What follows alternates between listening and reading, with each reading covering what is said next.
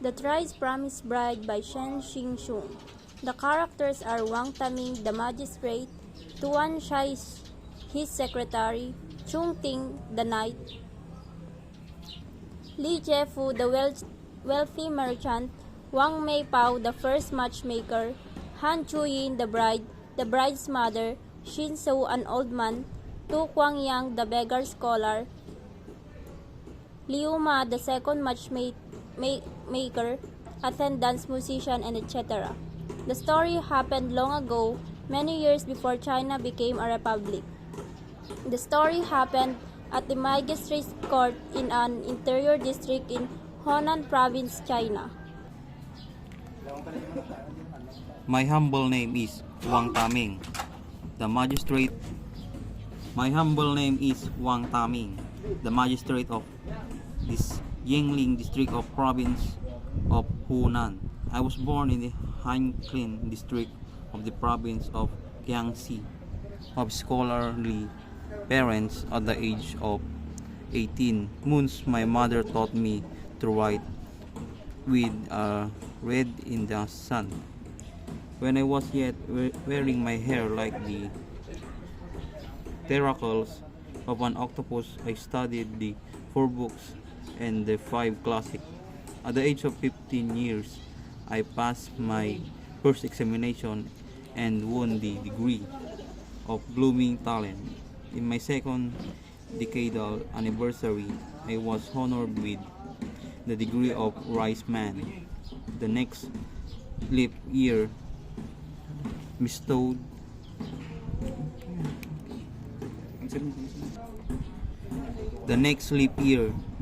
on me the rank of entered scholar as a reward for my literary distinction.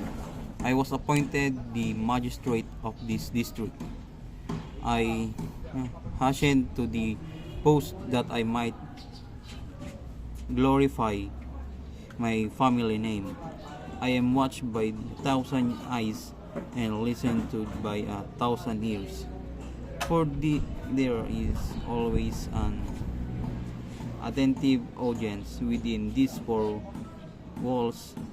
It makes me shudder to think of the important duties I have to perform.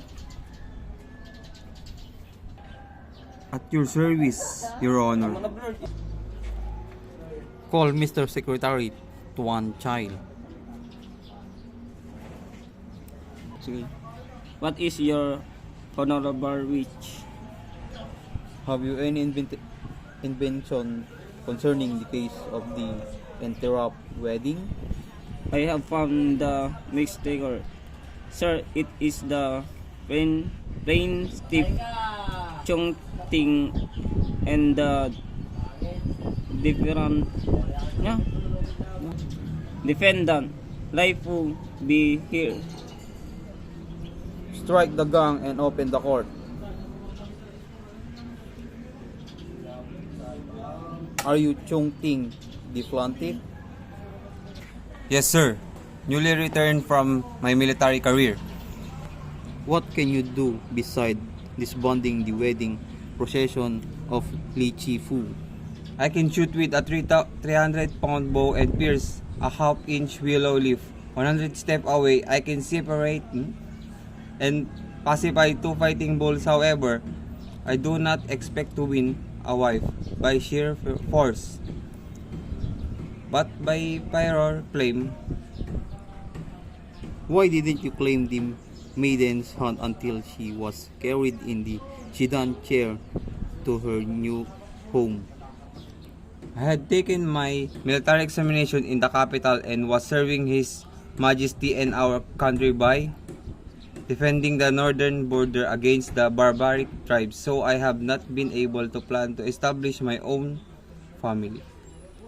You didn't know your fiancé was to be married to Li Fu until the wedding day? Not until I came back with my title and my plums and my sword. Bring the defendant, Li Fu.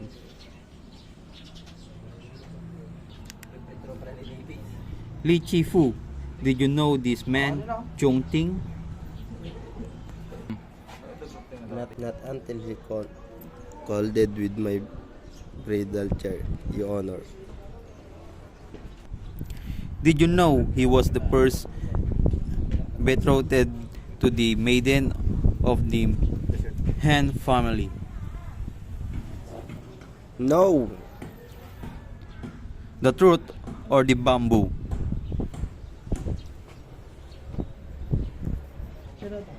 I heard that my bride, as Chu Yin, had been promised to a person before either was born. The family of the boy moved away to region bordering the barbaric tribes and was never heard of for twice 8 years. My marriage was negotiated under the six ceremonies. All the village was invited to my feast. A matchmaker alone established the evidence. Bring the matchmaker. Why? Are you the matchmaker, Wang Mi Pao by name? By profession, mister, are you unmarried? Do you want me? Neither yourself nor your service, but your account of the families of these people. My account. To be sure, I can make the ignorant learn, the ugly beautiful, the blind see, the deaf hear, the shrewd tame, in a word, poverty, riches, misery, happiness, and earth, heaven. And they all seem to believe me. They drink to my health and lift the stuff to the level of their eyebrows and live together contentedly and harmoniously as the proverbial harp and lyre. Of course, if your first match is not as supremely perfect as you wish, you can depend upon me for concubines. Did you try to tie your blind and aimless cords around this merchant Li and the maiden of the Han family? Yes, sir. I haven't made much. Their ingots of God's gold total the same figure. The gates of the two houses cope with one another, a perfect equation withal. That is enough. You may go home.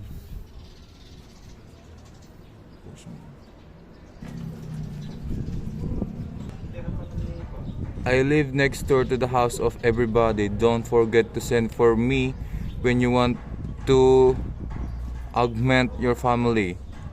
For I know all the suburbs manageable maidens in the whole district.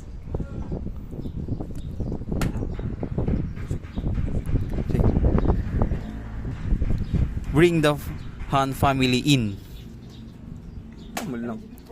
Face toward the north.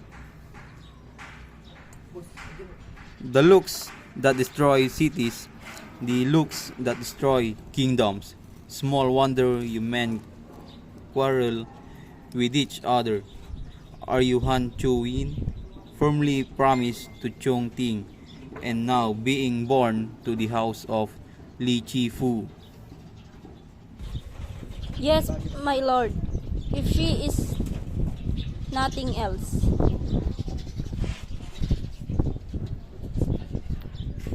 And you, her mother? Yes, my lord, her only living parent. Why did you intend marrying your daughter to the Lai family, while there was yet an engagement contract standing between the family of Han and the family of Chung?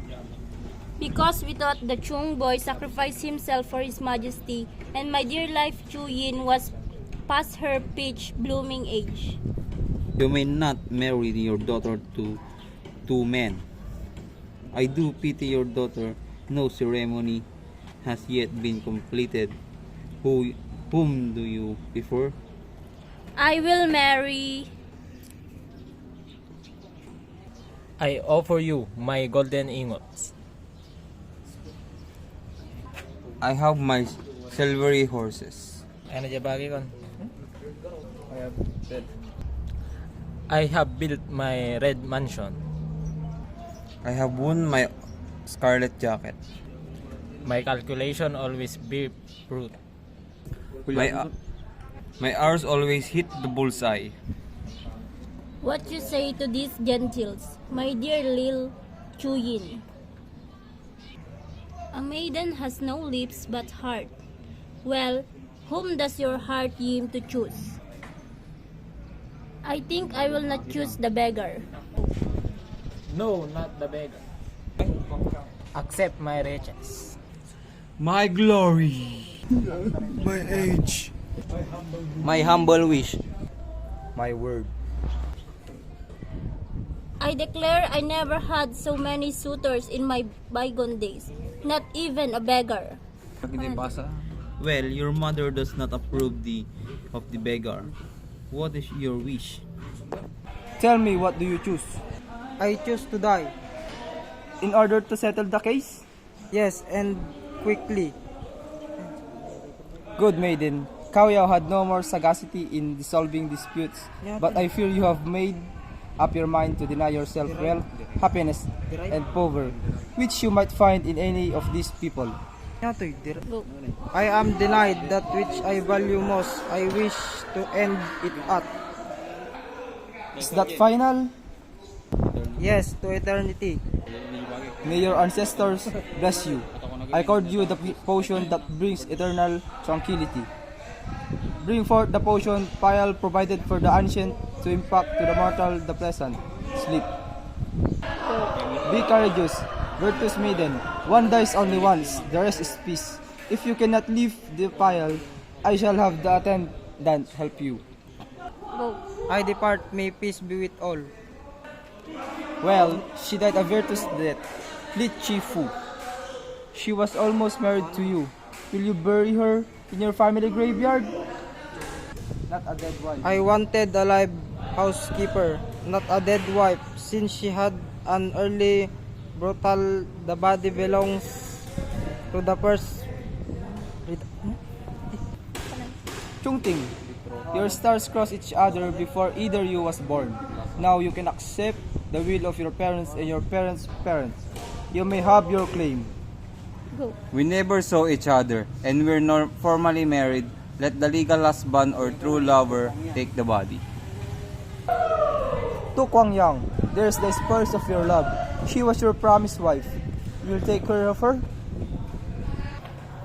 Yes, I love her.